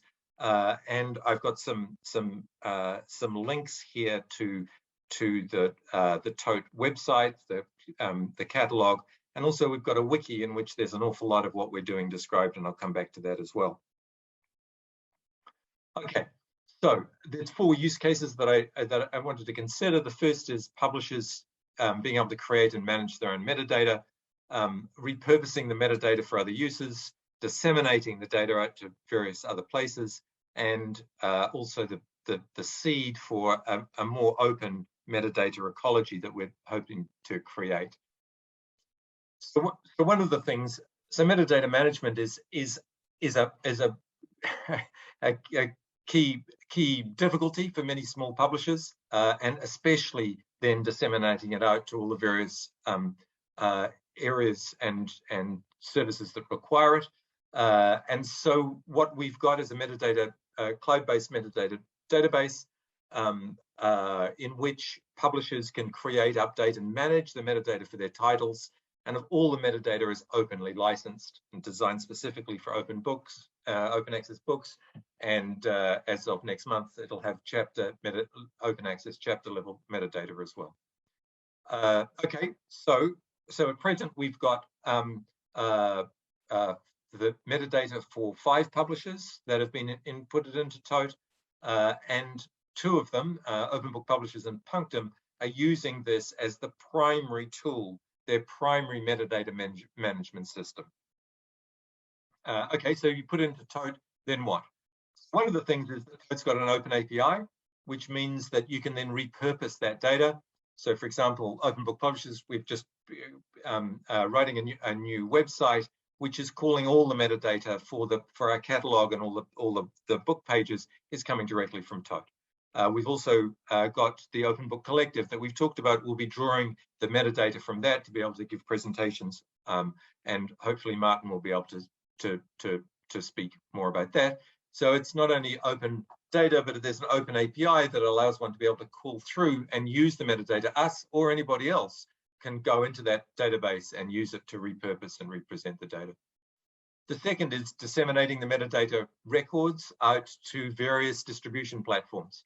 So we've identified over 120 different distribution outlets for open access books. All of them are requiring metadata of different formats. And so at Open Book Publishers, I don't know, we create, I don't know, 23 or 24 different metadata formats to get out to the various distributors. So the idea with Toad is that we can generate an array of different formats and assist in pushing them out to the various different platforms. And again, there's another open API which can be used to generate the metadata in each of the formats that are required, and then the various flavors that are required. So many of the distribution platforms will take, for example, Onyx, but they require different flavors, slightly different aspects of that Onyx file for ingestion of metadata into those.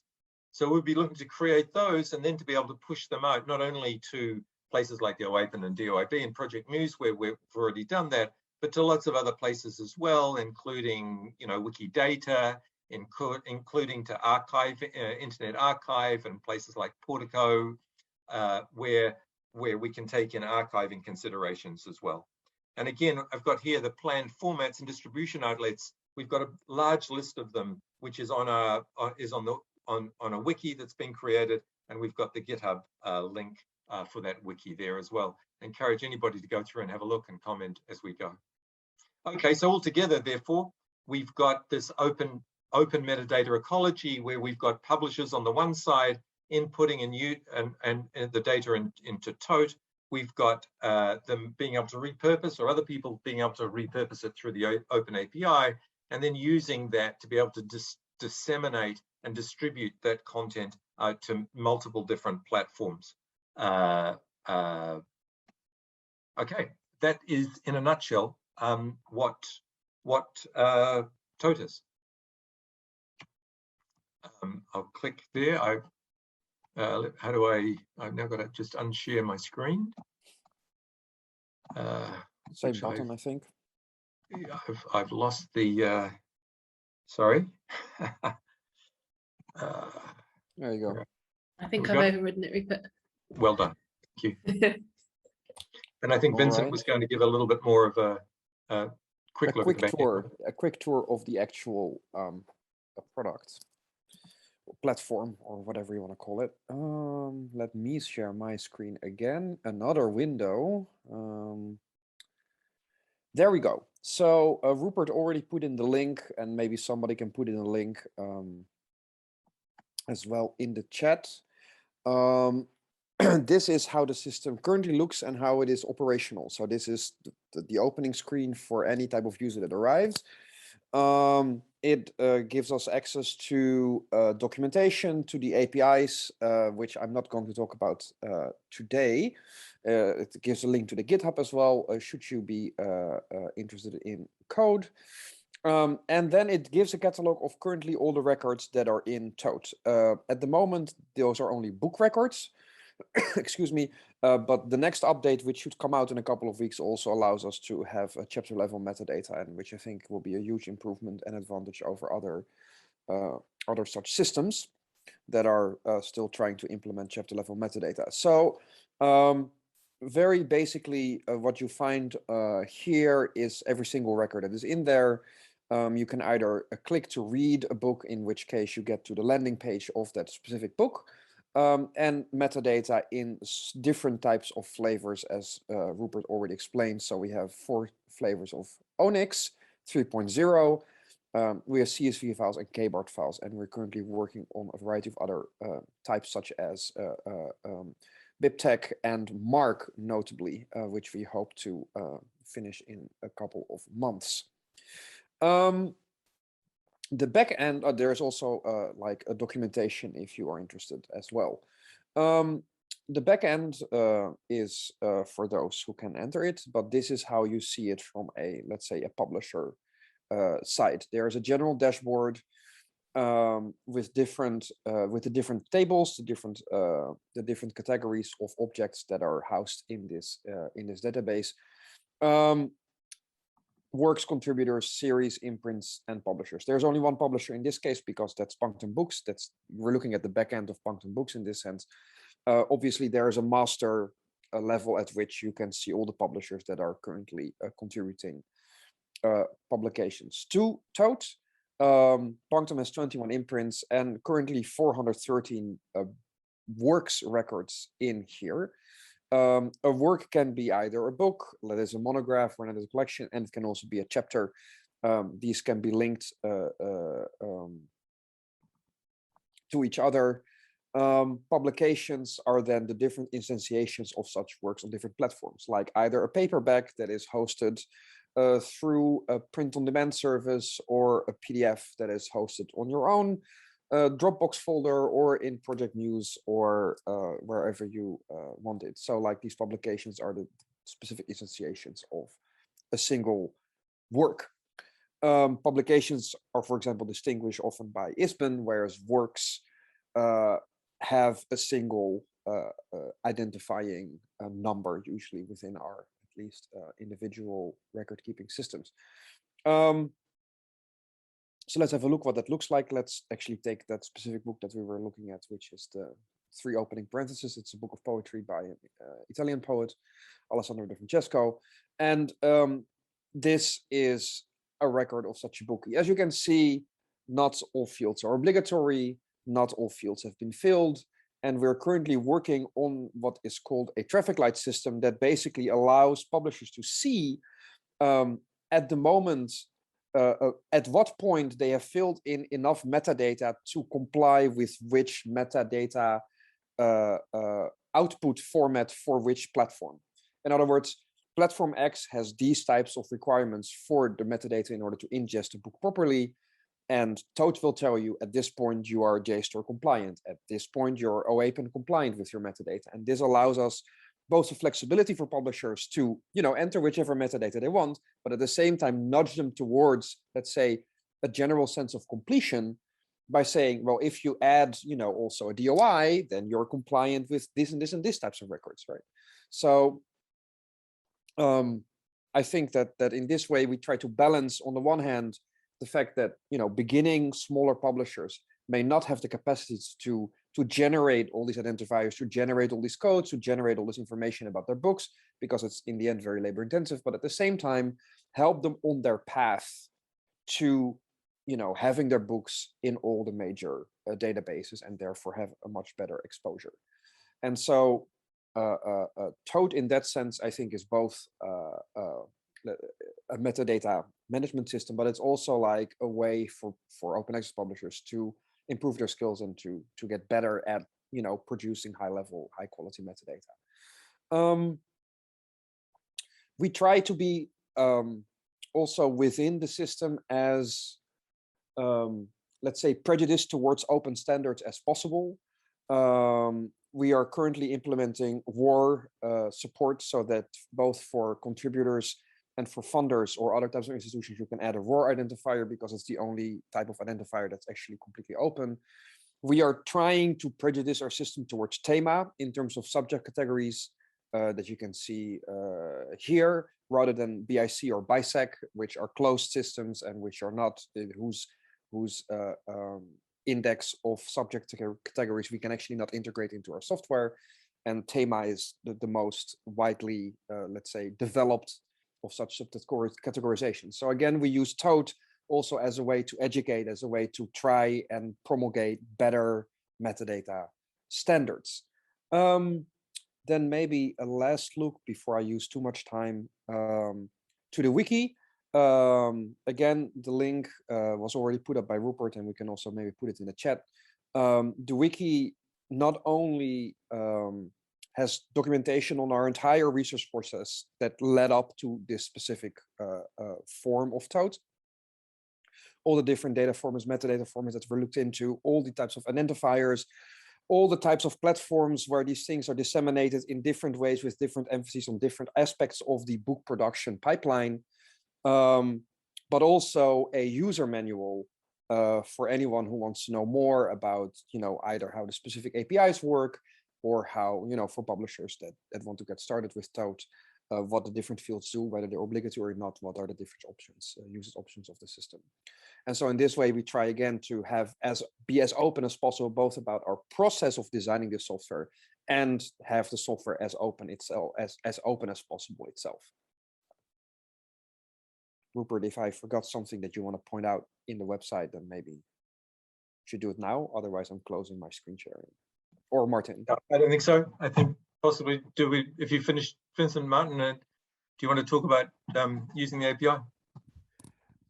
Sure. So I won't go into this too much because it's quite technical, but what I'll say is that the Open Book Collective platform is obviously also building a shared catalog of publishers who are on the platform with the goal that we can provide that narrative of local relevance to institutions that have signed up through that central site. So I'm probably the person in the world who has the most experience of consuming the Tote API at the moment and writing a client to actually use it. And we've made that open source already. It's actually quite a good use case for hitting some of the challenges. So one of the things that I really anticipate would be useful to libraries would be knowing books that are affiliated with your institution in some way. And the latest version of Tote is just introducing researcher identifiers that are linked, I think, to ROR. So, you know, in the near future, we'll have a way for institutions to easily query anything in Tote that is linked by affiliation to their institution. Once we put in those data, which is not a, indeed, right, and so not a small task. there is a complex relationship here as well that we hope that Open Book Collective will be a space where actually metadata changes can be fed back to the central Tote instance. So if a library is using something and spots something that's wrong, there's the opportunity to have that feedback loop. I think what's great about Tote as well, though, is that we have some resource to help publishers adopt this and to get open metadata standards in use. The great irony of open access books is that often, because of the systems of aggregation and intermediaries that have been built up over the years, the metadata is not as easily consumable for an open access book as it is for one that you buy. And that just seems to me so wrong. So hopefully Tote is the kind of missing infrastructural piece that will help us to solve that. But if anyone has any questions about actually using the API, I'm very happy to talk about that. But otherwise, thanks, Rupert and Vincent, for that summary.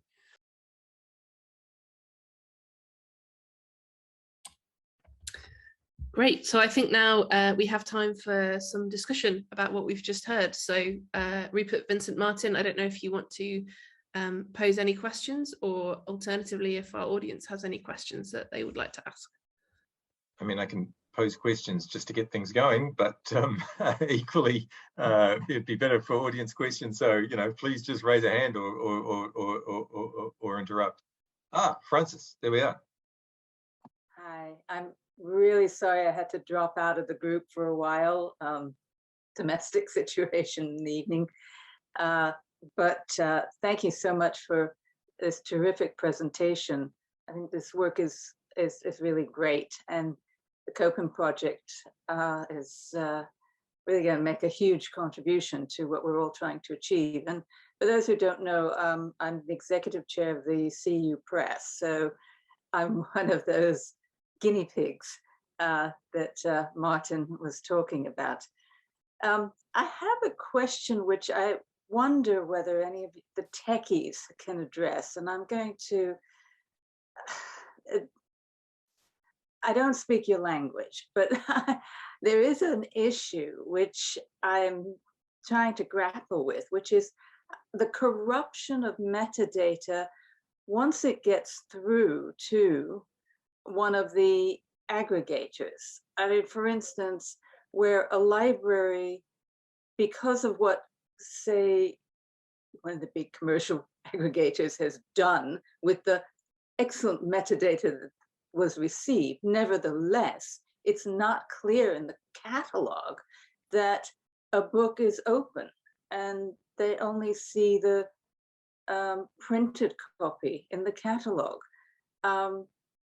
This is a problem that I don't know how we solve this, but you're a bunch of clever people, so I'm sure you'll manage.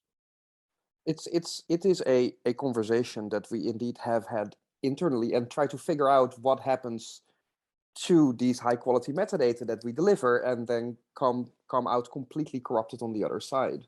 And I think part of the answer is what Martin already indicated, namely that the metadata record infrastructure that we have, the formats, are not necessarily very friendly to OA books. It is, for example, ONIX doesn't by nature have a field in which you can indicate that something is open access. subsequently, the providers that give out or distribute these metadata to libraries do not necessarily have an incentive to actually give you the option that there is an OA book of this, because they may, get less of a cut, right? Because the object is free. And so one of the ways that we have been thinking about this is that ideally you would just get your metadata as a library directly from Toad. And we have been actively investigating how we can make that process as smoothly as possible, also by engaging librarians in understanding how do they ingest their metadata, where do they get them from, what type of formats do they use, how can we make this, how can we make Toad as easy to reach as a source of metadata for open access books as possible for libraries, for repositories, and for anyone else who distributes these metadata, because this is precisely what we're trying to solve. I was going to say just that I think it's a losing battle at this point to rely on the large aggregators to match what you want. It's the lowest common denominator that they're going to provide. And they also don't get any, that additional, I mean, traditionally from years back, that's not where they're making their money, right? So when they're providing metadata along with, it tends to be really lower quality than if we were to get that from a parallel source or right from the source, and then be able to manipulate our end library management system to be able to match with what is coming for OA items. It loses so much in the translation because they are going to strip off everything that doesn't match their small template that is probably MARC and nothing else in many situations. Onyx, yes. But that would definitely be something where if I were doing this, I would want to ask you for a direct feed of the matching metadata directly from you so that I can manipulate it the way that I want and not have someone else touching it and manipulating it just because they have a smaller bandwidth, etc. This would in fact be our ideal situation. We are also strongly considering to not only allow people to create these metadata records, but also to actively push out our metadata through the OAI-PMH protocol. And so to actively expose what is inside Toad to anyone who wants to feed off of it. Rachel has a hand. Thank you. Hi all. So I'm a collection development analysis librarian, but I also work on our discovery team, and I used to be a music cataloger a long time ago. And so, yes, jack of all trades. So when I think about first of all, having the metadata for these titles be indicative that it's open access, I will say that the source itself is open access.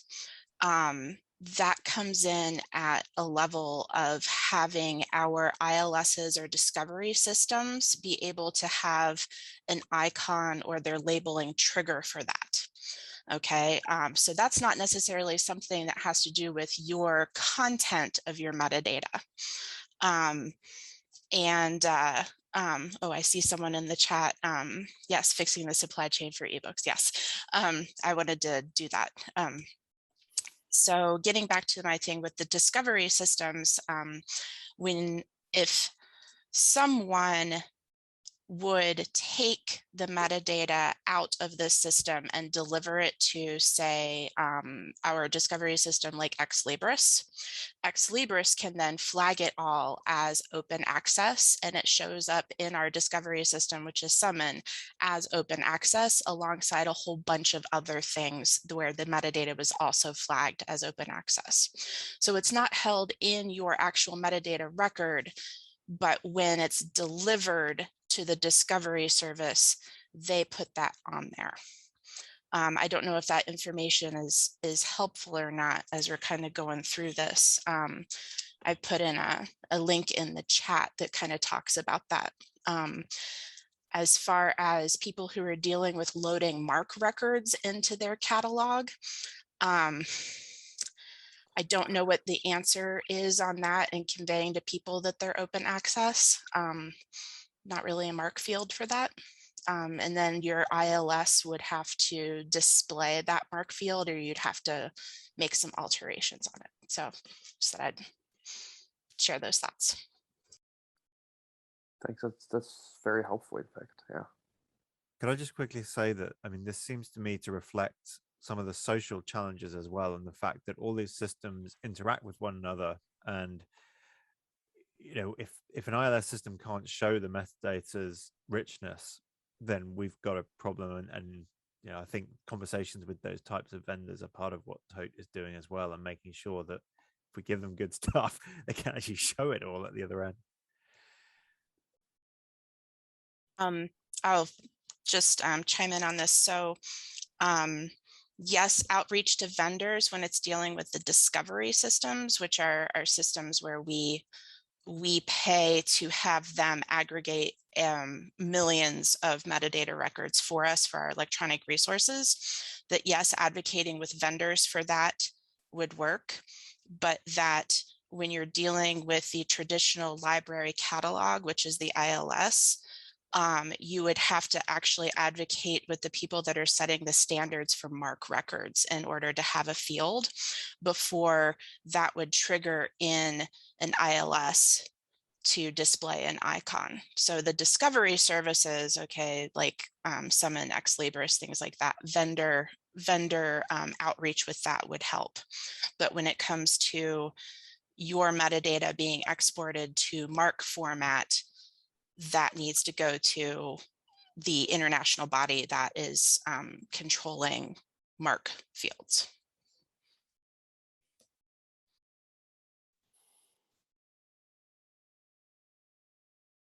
Wow, that sounds so easy, but I'm sure it's not. Just to very quickly pick up on that, we are working with the National Bibliographic Knowledge Base, which is part of JISC in the UK, and we will be specifically around MARC, and they will be we're working with them to try and create MARC records that well, at least start that process. You know, as you say, there's a few steps along the way, but trying to take that MARC really seriously, and working with them as a way through. Can I ask a follow-up question? And it may be my ignorance about the connectors for some of the more robust discovery systems, but would another option, rather than assuming that everything that is open access that a library purchases has to be loaded into a catalog, that there would simply be a connector into the discovery system, that you are within knowledge bases, and then that loading and the MARC, I mean, obviously there's still metadata, it still has to work with Summon, still has to work with discovery systems, but you wouldn't be relying on the MARC records that have to be loaded into a catalog.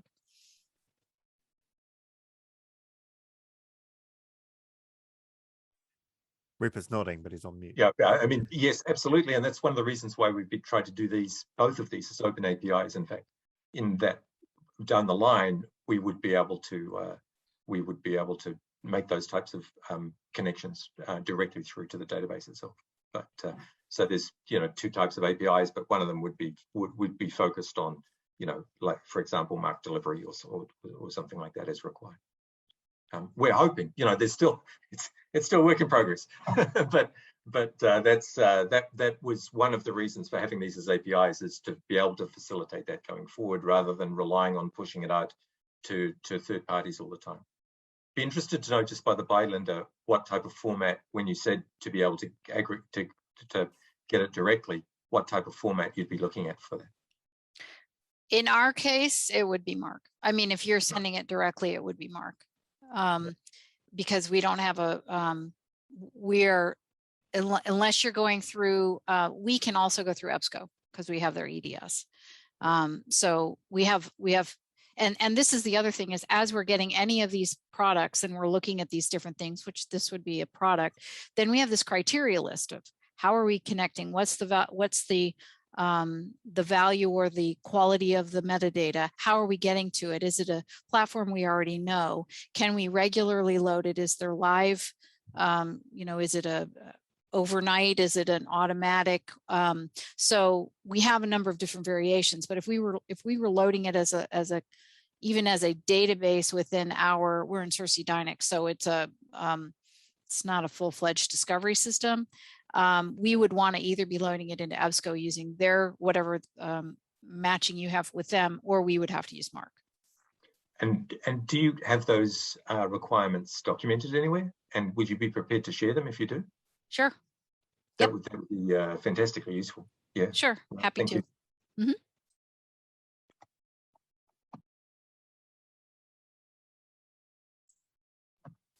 Linda, sorry, I was just going to say, I think you had your hand up. Linda, here with our discovery service, we don't actively go out and pull sets of records, MARC or otherwise, from APIs. We end up activating things in our discovery service, and they add them themselves. Are you going out and loading MARC for your ILS, or are you loading KBART files for your discovery or things like that? Because it's a combination, because what we have is we have EDS behind the scenes. It was chosen when we migrated to Cersei Dynix that it was chosen that the EDS, we use their knowledge base already, that they've loaded the metadata for everything except assets that we own. And those assets go into our Cersei Dynix catalog, and those are MARC records. And then ultimately, if we wanted to, we could create a database of those MARC records that is then served up through the EDS. We're not quite there yet. So it's a pseudo discovery system. Okay, got it. So for just as another little feedback, so the Linda's discovery service is through EBSCO. Ours is through ProQuest/Exlibris, and Exlibris deals in KBART files, and so vendors submit those to the discovery service for libraries to then go in and activate. And so that's another file type that, as far as getting things into discovery services, that you'd have to deal with, is converting things to KBART. And then the trick with that is that usually libraries sign up for these discovery services because they don't have the staff in-house to be actively going out and downloading data sets from various APIs and various vendors. And so they rely on those vendors to deliver the data sets to the discovery service, and the discovery service loads it, and then we just click a little button. So that's a part of it where having this metadata is amazing. I love the idea of people being able to go in and contribute and retrieve, but that's a workflow thing. And one other thing following on what Rachel's saying is that the timing of access to the OA book and the timing of when we receive the metadata is very important. It needs to be close to simultaneous. For example, ebook, just an ebook that we purchased from EBSCO, we have the URL to the platform. So obviously we immediately have access, and there are searchable ways to do that. But because we also stick it into our catalog, we don't like to wait too long to then also put that record in the catalog. So what's the ideal time before publication to get that metadata? Well, for us, it would be if we have access to the book, we also have access to the metadata. It does not have to precede the access to the book. Can I ask the librarians a particular question, which we're working out with Opening the Future, which is, you've heard it's a dynamic scaling model that we go open with books as we raise money through the the promotion scheme, and get more subscribers in the model. So there is no sort of threshold where it's all or nothing. But one of the issues around this is we have to be able to, or we believe we have to announce to you early enough that a book is going to go open access. I mean, we have to announce a book to the vendors like 9 months, 12 months before it's going to be published. Whereas we don't necessarily know that it's going to go open access until a certain time before it's published. And it would be really helpful to know from you whether you have any views on when would be the best time to alert you that, okay, you've known this book is coming down the pipeline, but it's now going to go open access after, in 2 months' time, prior to publication. So that what we really want to do is to avoid double dipping. We really don't want you to buy the book when you're a partner in our program.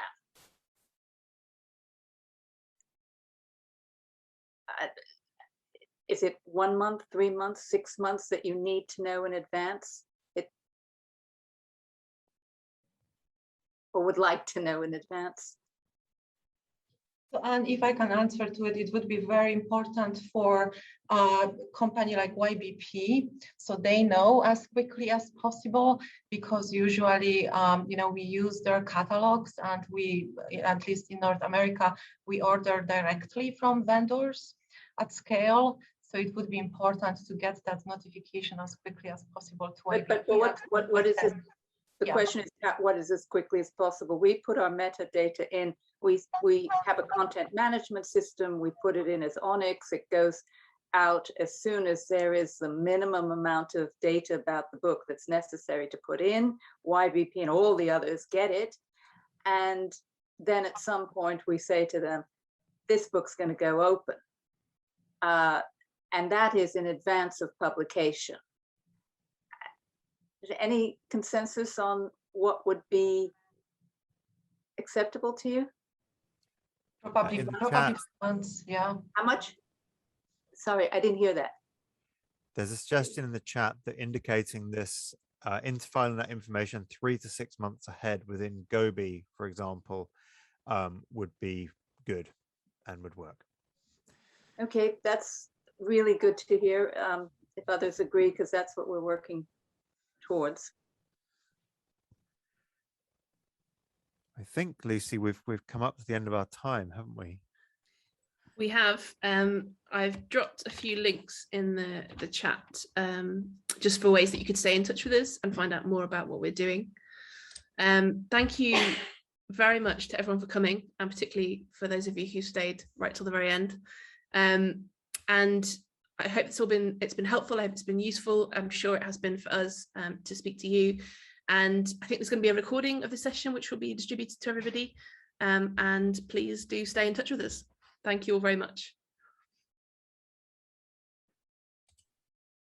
Thanks, everyone. Bye, everyone. Take care. Have a good day, night, morning, afternoon. Bye. Thank you all so much.